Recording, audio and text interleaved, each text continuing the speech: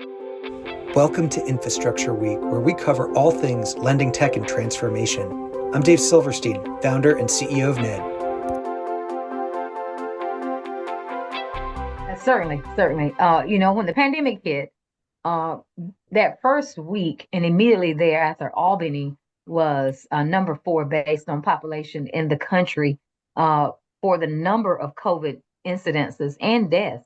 And we're a community that's if you look at the county and the citywide, we're less than 100,000. So you can just think about that impact of being number 4 in the country based on population for COVID incidences and deaths. So and that put a strain on our businesses that we're providing. As I mentioned before, we're servicing those mom and pop businesses. So Yeah. what happens to them when they can no longer go to work and they be shut down for 2 weeks and didn't have a backup plan, didn't have access to insurance, didn't have access to a safety net of funds in a bank that they can be out of work for 2 weeks and then jump back and continue to operate. So we had to look at that as we manage our portfolio. First, we had to offer them some relief in being able to repay their loan.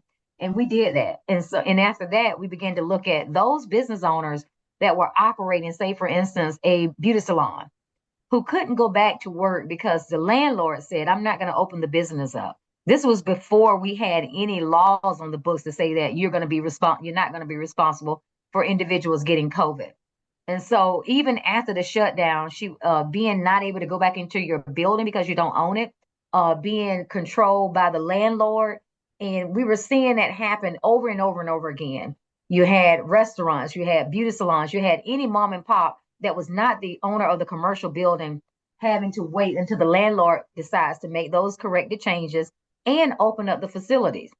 And then you had those that just could not meet payroll. And so what do you do? And if I want to do something different, I don't have access to my business and I don't have access to capital and I can't qualify for the disaster assistance because I didn't keep the right paperwork. So now we're in a quadrant of trying to provide services to them that make sense. And so as we began to see more and more of that, we decided to look at the products that we had on the books.